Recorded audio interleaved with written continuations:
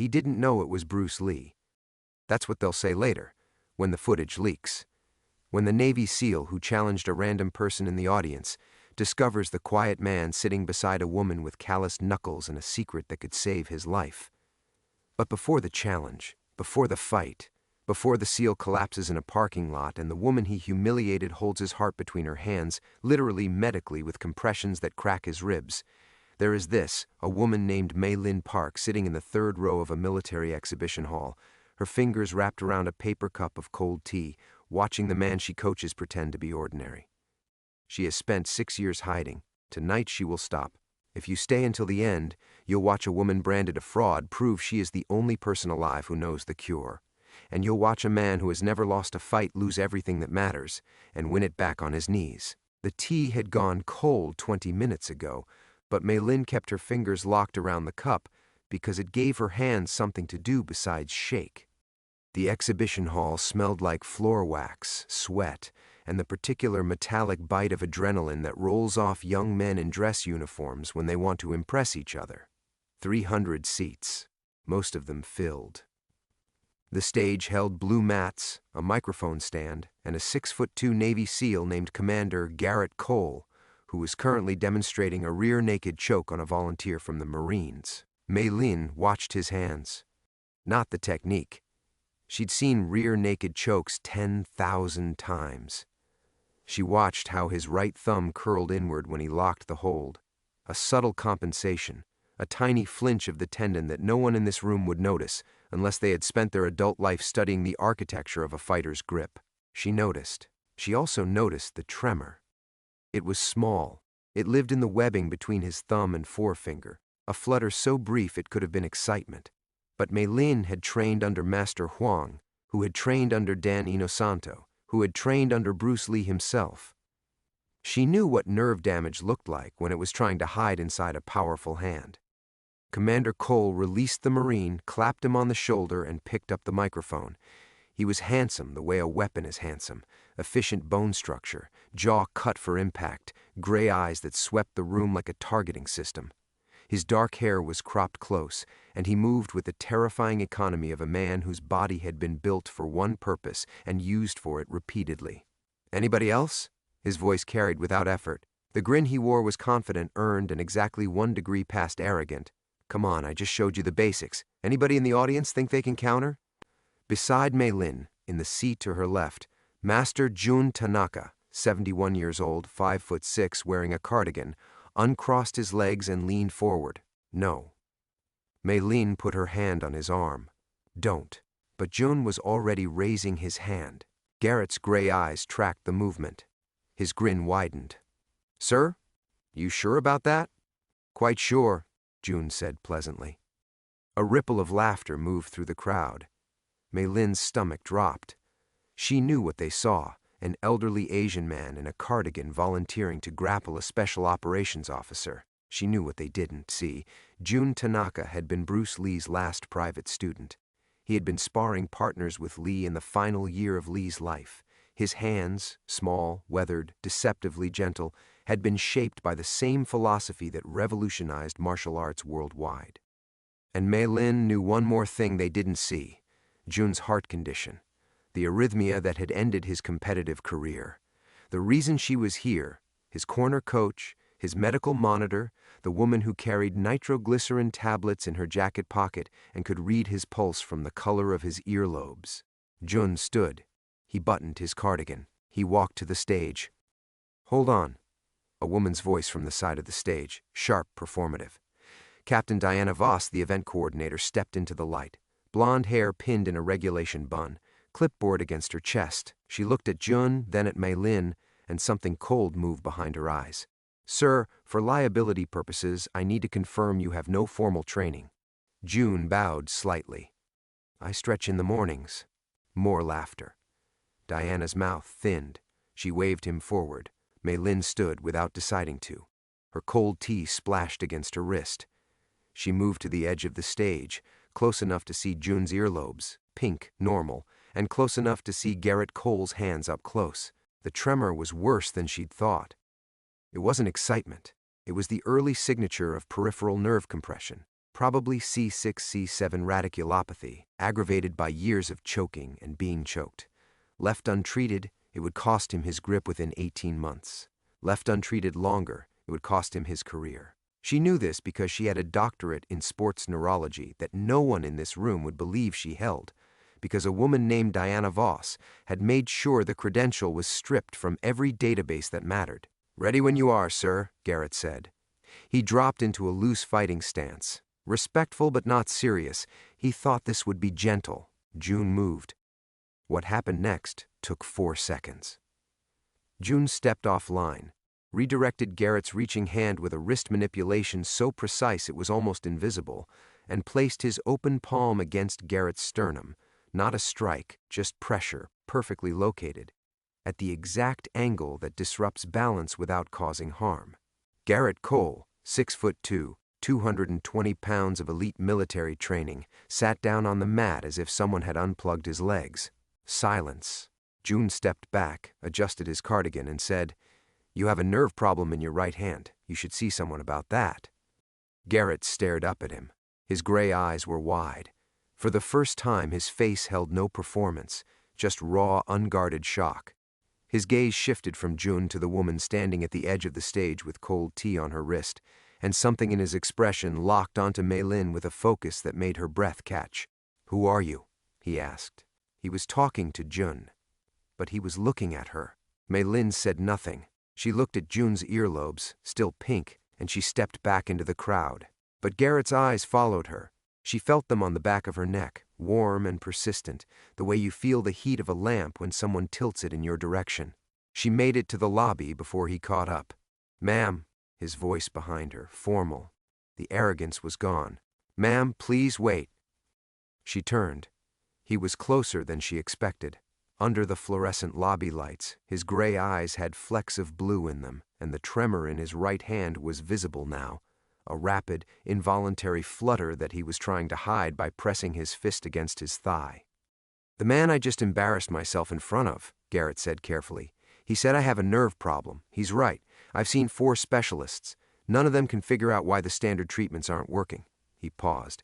"He also looked at you when he said I should see someone. So I'm asking, who are you?" Mei Lin met his eyes. She could walk away. She should walk away. Diana Voss was somewhere in this building, and Diana had spent 2 years making sure Mei Lin couldn't practice, couldn't publish, couldn't exist in any professional space without the word fraud following her name. But his hand was shaking, and she knew why. "My name is Mei Lin Park," she said. "I'm a sports neurologist, or I was before my credentials were revoked." She waited for the word to land. Revoked. She watched his face for the flinch, the withdrawal, the polite excuse. Instead, Garrett said, "Revoked by whom?" "Captain Diana Voss filed the complaint. She's your event coordinator." His jaw tightened. "Why?" "Because I published a case study that contradicted her department's findings on combat sport neurological screening. She had me removed from the research panel, reported my methodology as fraudulent, and had my medical license suspended pending review." Mei Lin kept her voice steady. "The review has been pending for 2 years. Garrett looked at his shaking hand. He looked at her. "Can you fix this? I need to examine you first." "Then examine me." "I don't have a license." "I don't care." She almost said no. Then she looked at the tremor, the specific frequency of it, the way it worsened when he extended his fingers, and the clinician in her overrode the survivor. "There's a training room down the hall. I need 10 minutes in a quiet space." He nodded. "Lead the way." The training room was small, windowless, and smelled like rubber mats and adhesive tape. Garrett sat on the edge of a padded table. Mei Lin stood in front of him and held out both her hands, palms up. "I need to touch your hand and your neck. Is that all right?" He placed his right hand in hers. "Yes." His skin was hot. She noticed that first, the temperature differential between his palm and his fingers, the cool fingertips that indicated compromised circulation, the calluses that mapped his training history in Braille. She pressed her thumb into the thenar eminence. He didn't flinch. "Tell me when it hurts." "It doesn't hurt. That's the problem." She moved her thumb to the space between his second and third metacarpals and pressed. Here? Nothing. She pressed the base of his wrist. Here? His fingers twitched, not voluntarily. A small, involuntary spasm that made his hand close halfway around hers. "You're 4 specialists," she said. "They treated the hand." "Yes." "The problem isn't in your hand. It's in your neck. C6-C7 junction. You have intermittent compression that's worse with fatigue, probably from repeated trauma in a specific position." She looked up. "How do you sleep?" "On my stomach. Arms overhead." "Stop. Sleep on your back with a cervical roll. The compression is postural and progressive. Your hand isn't dying. Your neck is strangling the nerve while you sleep." He stared at her. "That's it?" "That's the beginning. You need decompression therapy, specific nerve glides, and someone monitoring the progression. But yes, the answer is your neck, not your hand." 4 specialists, he said quietly. 2 years. And you figured it out in 90 seconds. "I've seen this pattern before, in fighters." She released his hand, stepped back. The professional distance returned. "I can write up the protocol. You'll need a licensed practitioner to implement it." "I want you." The words dropped into the small room. His gray eyes held hers with an intensity that had nothing to do with medicine. "I'm not licensed," she said again. "Then we'll fix that too." His voice was quiet and certain. "Have dinner with me." "That's not appropriate." "It's not a medical appointment. You just said so yourself. You're not my doctor. Have dinner with me." She should have said no. She said, "Where?" They ate at a diner 3 blocks from the base. He ordered steak. She ordered soup. He asked her about Jun Tanaka, and she told him, not everything, but enough. That Jun had trained under Bruce Lee. That Lee's philosophy of formlessness, of adaptation, lived in Jun's body the way music lives in a pianist's hands. That Jun had taken her in when she was 19, freshly immigrated and directionless. That he had taught her to fight, and she had taught herself to heal fighters. Garrett listened the way a man listens when he has spent his career speaking, with his whole body turned toward her, with his hands flat on the table, his right thumb still trembling faintly. "Diana Voss," he said, "tell me everything." "Not tonight." He accepted it immediately. "All right, not tonight." He drove her back to the parking garage where Jun waited in his old Buick. Before she opened the car door, Garrett said, "Mei-Lin, may I call you that?" "You just did." "I'd like your permission." Something in her chest shifted. "Yes, you may call me Mei-Lin." He nodded once. "Good night, Mei-Lin." He looked past her at Jun in the driver's seat and he bowed, a short, respectful inclination that had nothing theatrical about it. "Good night, sir. Thank you for the lesson." Jun regarded him for a long moment. Then he said, "Your posture is good, Commander. Your ego will recover." Garrett almost smiled, the first time Mei-Lin saw his mouth soften, and then he stepped back and let them go.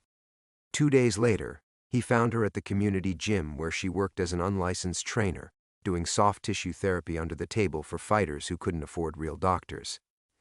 He walked in wearing civilian clothes, a gray Henley that made his eyes lighter and his shoulders broader, and he stood at the front desk and said loudly enough for every person in the room to hear, "I'm looking for Dr. Mei-Lin Park. She's consulting on my case." "Doctor."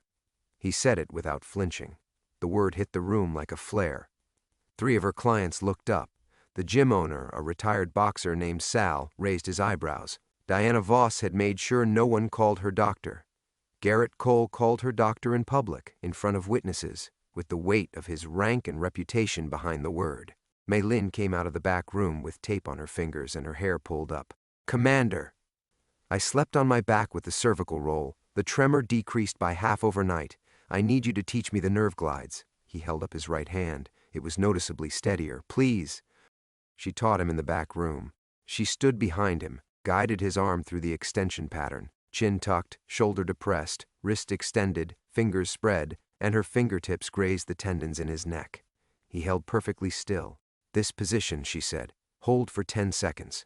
Tell me if the tingling changes." "It's fading." "Good. Your hands are cold." "They're always cold." He turned his head slightly, not enough to break the position, just enough that she could see the corner of his mouth. "Is this all right?" You standing this close? I need to be this close to monitor the nerve response. That's not what I asked. She kept her fingers on his neck. His pulse beat against her ring finger, steady, strong, and slightly elevated. Yes, she said. This is all right. He exhaled. The tension in his trapezius released under her hand, and for one breath, she felt how he would feel if he ever let himself stop guarding. She wanted to stay there. She stepped back instead. He came back the next night, and the next. On the fourth night, the gym was closed. Mei Lin was alone in the back room stretching when she heard the door. She opened it and found Garrett standing in the hallway with his right hand pressed flat against his thigh. Bad night, he said. The tremor's back. Worse. Come in. She locked the door behind them. The room was small. A massage table, a foam roller, a lamp in the corner that threw warm amber light. She could see his hand shaking from across the room. Sit down. Show me. He sat on the table. He held out his hand. She took it and felt the tremor running through him. Not just his hand now, but his forearm, his shoulder, a systemic tension that told her the nerve was being compressed actively. Have you been sleeping? No. Why? Because every time I close my eyes, I feel your hands on my neck, and I can't think about anything else. The words left his mouth raw and unvarnished. He looked angry at himself for saying them. His jaw was tight, his gray eyes locked on their joined hands, and the tremor was getting worse because he was clenching against it, trying to master his own body by force, which was exactly the wrong approach. Stop fighting it, she said. I can't. Garrett. First time she'd used his name, his eyes snapped to hers. Stop fighting it. Open your hand. Let the tremor move through. It's worse because you're resisting. He opened his hand. His fingers spread wide. The tremor ran through them visibly, shaking their joined grip, and she held on, both hands around his one, and let it happen. Breathe, she said. He breathed. The tremor peaked. His fingers spasmed against her palms, and she felt the exact moment the nerve released. A sudden softening, a warmth flooding back into his fingertips, the tremor dropping from a storm to a whisper. There, she said. That's the decompression. That's what your body needs, not force, release. Mei Lin, yes. I would very much like to kiss you. Will you tell me if that's all right? She looked at his hand in hers, warm now, steady. His fingers curled gently against her palm. She looked at his mouth, which was serious and waiting and not smiling. Yes, she said. That's all right. He stood slowly. He cupped her jaw with his left hand, not the right, not the tremoring hand, the one he could control, and tilted her face up. His thumb brushed her cheekbone. He paused there. Still all right? Yes. He kissed her. His mouth was warm, careful, and the kiss held a question she answered by sliding her hands up his chest to his shoulders, pulling him closer. He made a sound against her lips, low, involuntary, a breath that came from somewhere deep, and his right hand came up to her waist, and she felt the tremor against her hip, his body's honest response to what his discipline tried to contain. She pulled back enough to breathe. Your hand. I know. I can't stop it. I'm not asking you to stop it. She put her hand over his where it rested on her hip, pressed his trembling fingers against her body and held them there. I told you, let it move through. Something broke in his expression. The military composure, the controlled precision, the careful architecture of a man who had been trained to master every variable. It cracked, and underneath was hunger and exhaustion and a loneliness so vast she could feel it in his grip. He kissed her again, not carefully this time. His mouth opened against hers, and she tasted salt and coffee and need, and his hands moved from her jaw to her hair, pulling the tie loose, and her hair fell around his fingers and he groaned. A sound that vibrated through her chest. Tell me where to stop, he said against her mouth. Don't stop. He lifted her onto the massage table. She sat on the edge and he stood between her knees and his hands moved down her neck, her collarbone, the buttons of her shirt, and he paused at each one. This? Yes. The first button. His tremoring fingers struggled, and she covered his hand with hers and they opened it together. The second button. The third. His breathing changed, deeper, rougher, and his mouth followed his hands, kissing the skin he uncovered, the hollow of her throat, the rise of her chest, and his tremor pressed against her ribs in a rhythm that felt intimate and involuntary and unbearably honest. She pulled his Henley over his head. His body was scarred, a long white line along his left side, a starburst on his right shoulder, the topography of violence written on his skin. She traced the scar on his shoulder with her fingertip, and he shuddered. "Mei Lin, I'm here." He unhooked her bra with his left hand, steady, precise, and cupped her breast with his right hand, tremoring fingers gentle against her skin, and she arched into his palm and felt the vibration travel through her like a current. "Can you feel that?" he whispered. "The tremor, against you. I'm sorry. Don't apologize. I can feel it. I want to feel it." He exhaled against her collarbone, and his mouth found her breast, and she gasped, her fingers gripping his shoulders, and she felt the muscles in his back contract under her hands. He was shaking, not just his hand now, his whole body, and she realized it wasn't the nerve damage. It was restraint.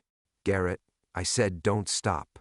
He pulled back. His eyes were dark, the gray nearly gone. "I need to hear you say specifically what you want. I need the words.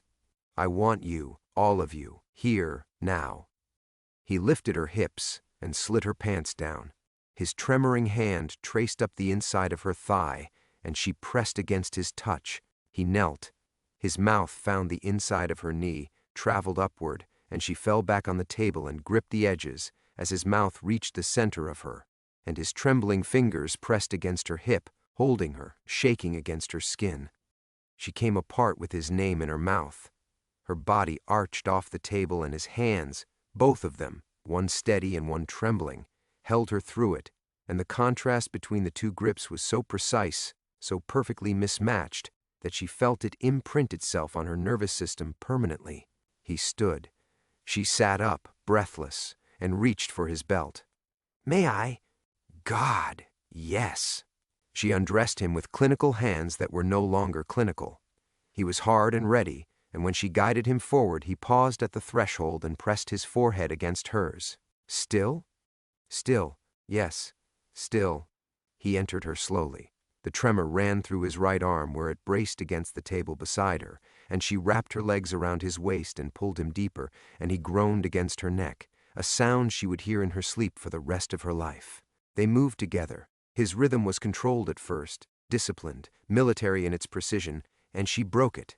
She shifted her hips, changed the angle, and felt him stutter and gasp and lose the pattern, and in its place was something unstructured and desperate and real. "I can't," he said.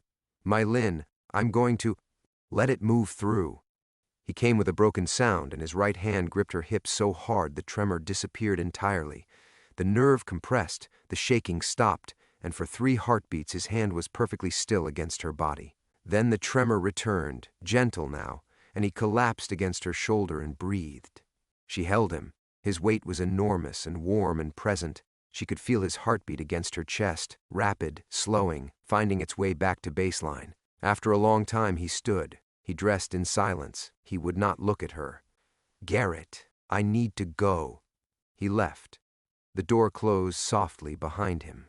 Mei Lin sat on the table in the amber light and pressed her hand against her hip where his tremor had been. She could still feel it, a phantom vibration, a ghost of his body's honest frequency, humming against her bones. She did not hear from him for 36 hours. She told herself she did not care. She was bad at lying. On the second morning, she showed up at the gym early and found him sitting in his truck in the parking lot. He was staring at the steering wheel. When she knocked on the window, he startled. Actually startled, this man trained for ambushes, and the look on his face when he saw her was so mortified and so eager simultaneously that she had to press her lips together to keep her composure. "I was trying to decide whether coming here made me pathetic," he said through the cracked window. "It makes you prompt. I start at 7. Come inside." He followed her in. They stood in the back room, and he put his hands in his pockets and said, "About the other night." "What about it?" "I shouldn't have left like that." "No, you shouldn't have. I'm not good at this." "At what?" "At wanting someone this much, and not knowing the tactical parameters." She stared at him. "Did you just call this a tactical scenario?" "I fall back on training under stress." Sal appeared in the doorway, leaning against the frame, arms crossed. 73 years old, broken nose healed twice, a cigar behind his ear that he never lit anymore. "Kid," Sal said to Garrett, "can I give you some advice?" Garrett straightened. "Yes, sir." "She's smaller than you, faster than you, and smarter than you. Your only play is to let her wear you out. Stop strategizing. Show up, let her take the lead, and for God's sake go limp when she throws you. Trust me." Sal tapped his temple. 47 years married. My wife was a judoka. Best years of my life were the ones I spent on my back. Sal walked away whistling. Garrett's face was red. Mei Lin's face was red. They looked at each other. "He's not wrong," she said. "About which part?" "All of it." That night she went to his apartment. She knocked. He opened the door. She pushed him backward into the hallway, kicked the door shut behind her, and kissed him with both hands in his hair. "Mei Lin, stop strategizing." She walked him backward to the bedroom. She pushed him onto the bed. She undressed him slowly, deliberately, and when he reached for her, she caught his wrists, both of them, one steady and one tremoring, and pinned them above his head. "Your hand," she said. "How's the tremor?" "Getting worse." "Good. That means the nerve is engaged." She kissed his neck, his chest, the scar on his shoulder, the line of his hip. She took her time. She used her mouth, her hands, the edges of her teeth, and she felt him come undone beneath her in increments, his breathing fracturing, his muscles releasing one by one, his tremoring hand gripping the sheets and then releasing them and then gripping again. She exhausted him, completely, thoroughly, with the patient precision she brought to every therapeutic intervention.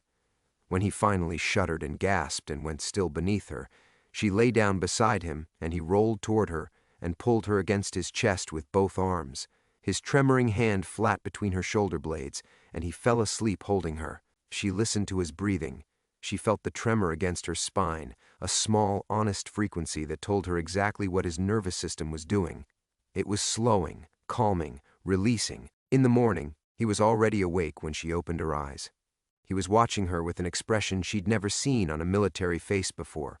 Tenderness without strategy. "Good morning," he said. "Good morning.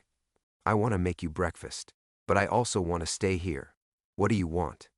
"Stay." He stayed. That night, she woke to find him sitting on the edge of the bed, his right hand clenched in a fist against his thigh. The tremor was violent. Not the gentle flutter she'd been monitoring, but a seizing, gripping spasm that turned his fingers white. "How long?" she asked. "An hour." She sat up. She took his hand. The muscles were rigid, locked, the tremor so severe she could feel it in her teeth when she pressed his hand against her jaw. "This isn't postural compression," she said. "This is progression. When did the episode start getting worse?" 6 months ago. "You lied to me. You said 4 specialists couldn't figure it out. 4 specialists couldn't fix it because the standard presentation doesn't progress this fast." She turned his hand over, pressed into the thenar eminence, and found what she'd missed, a hardness beneath the muscle, a density that shouldn't be there. "Garrett, have you been injected with anything? Any treatment? Any experimental protocol?" His silence told her everything. "Diana," she said. "Diana Voss. She runs the neurological screening program for special operations. 6 months ago, she implemented a new nerve conductivity treatment, injectable. I was in the first cohort.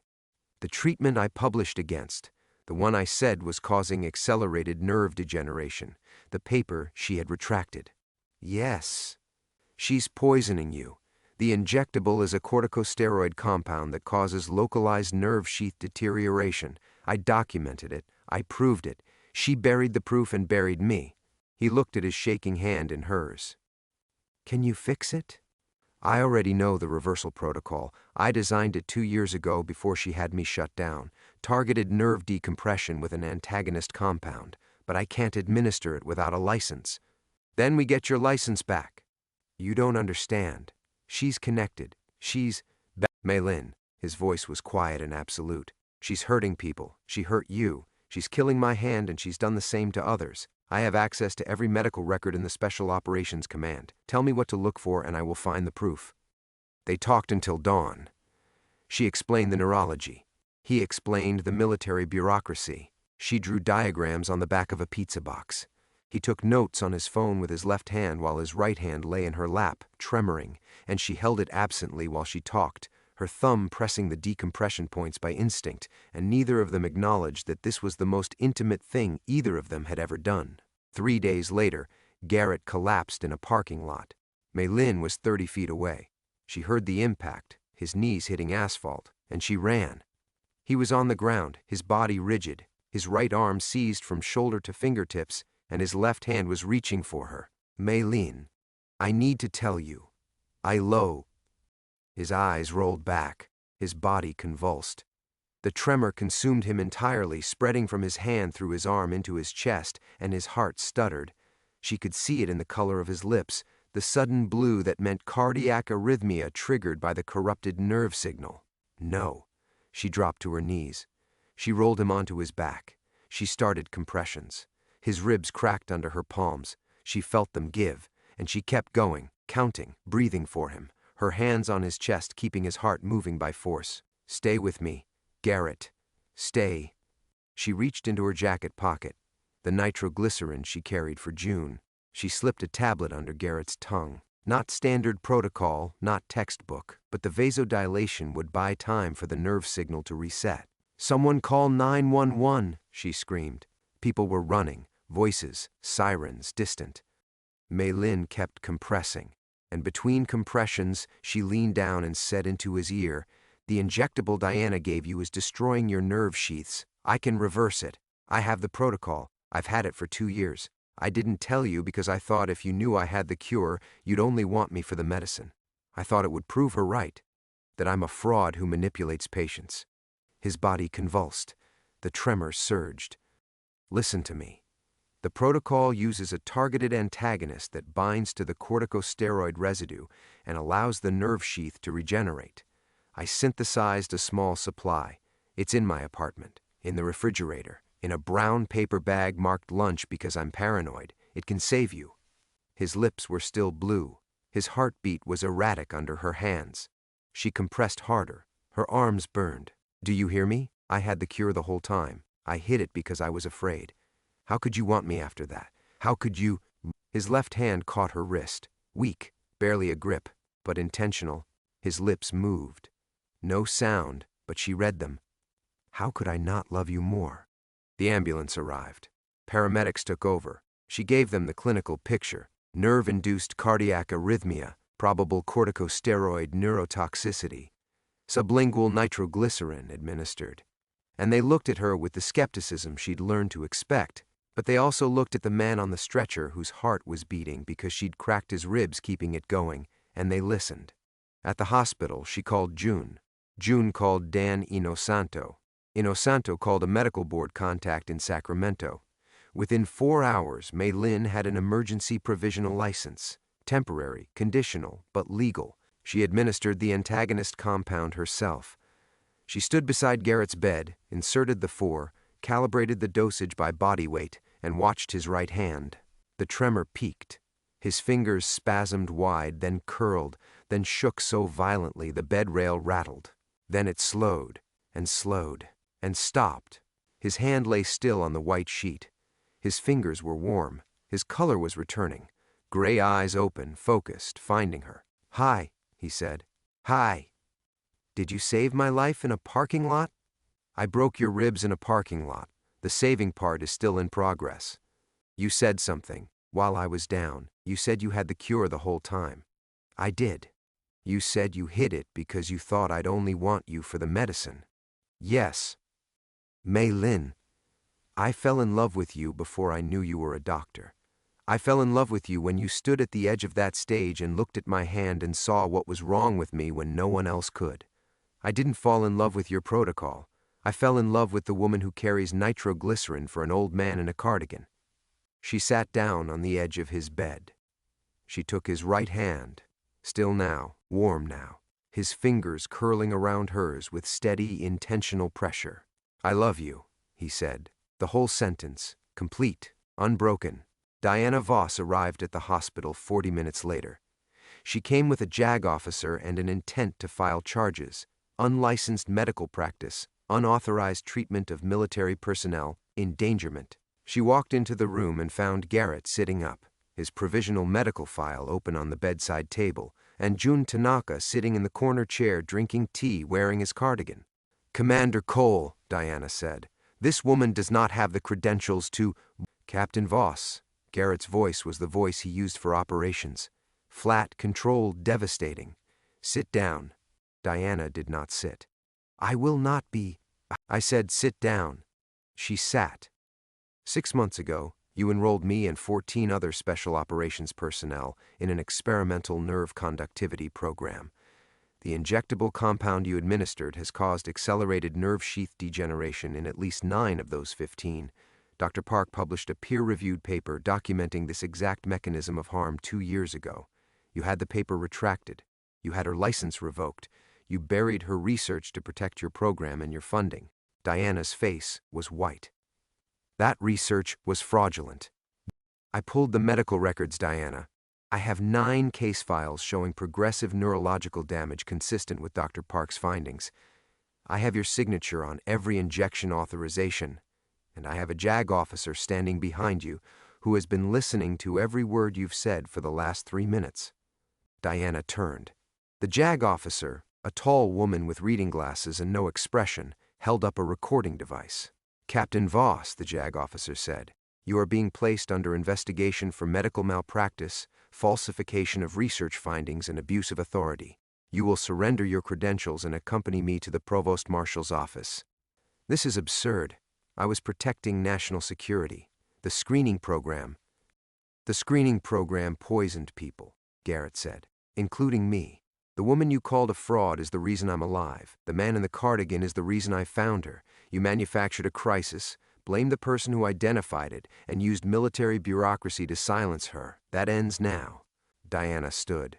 Her hands were shaking. Not a tremor, not nerve damage, just fear. "You have no idea what you're—" "I know exactly what I'm doing." Garrett looked at Mei Lin. For the first time in 2 years, so does she. The JAG officer escorted Diana Voss out of the room. The door closed behind them. Jun sipped his tea. "Your posture has improved, Commander."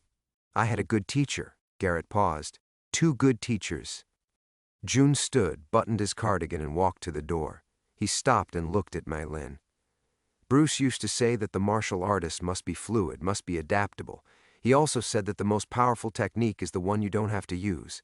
He looked at Garrett's steady hand. "She didn't have to use force. She used precision. He would have approved." Jun left. Mei Lin and Garrett sat in the quiet room. His hand held hers, warm, steady, the tremor gone. The fluorescent hospital lights hummed overhead, and somewhere in the building Diana Voss was learning that power built on silence collapses when someone finally speaks. "What happens now?" Mei Lin asked. "Now your license gets reinstated. The 9 other operators get treatment. Diana gets court-martialed. And I—" He lifted her hand to his mouth and pressed his lips against her knuckles, and his right hand was perfectly, beautifully still. "I sleep on my back with a cervical roll and I don't let go of you. That's a comprehensive operational plan. I fall back on training under stress." She leaned forward and kissed him. Gently. A beginning, not an ending. His hand rested against her cheek. Steady, warm, healed, and the only tremor was in her chest, where her heart was doing something it hadn't done in 2 years. Beating without fear. 7 months later, Mei Lin stood in the back of a lecture hall at the Naval Medical Center, watching Garrett deliver a briefing on neurological screening reform to 200 military physicians. His right hand gestured freely. No tremor, no hesitation. His grip strong around the laser pointer as he advanced through slides that bore her name on every citation. In the front row, Jun Tanaka sat in his cardigan, drinking tea from a paper cup. In the 3rd row, Mei Lin pressed her hand against her abdomen, where a new heartbeat, small, rapid, certain, kept time with her own. Garrett's eyes found hers across the room. He paused mid-sentence. He looked at her hand on her stomach. He looked at her face. She nodded. His hand tightened on the pointer. Not a tremor, not a spasm, just a man holding on to the most important moment of his life. And then he took a breath, turned back to the audience and said, "The most important lesson I've learned about the nervous system is that it heals. Not by force, not by control, by trusting the person whose hands know what yours have forgotten." The room was quiet. Then June raised his paper cup in a small salute, and somewhere in the silence, Mei Lin felt the tremor, not Garrett's, not hers, but the one between them, the frequency they shared, steady and warm and alive. If this story moved you, subscribe and press the bell. Next week, we tell the story of the surgeon who refused to operate and the woman who made him pick up the scalpel. You won't want to miss it.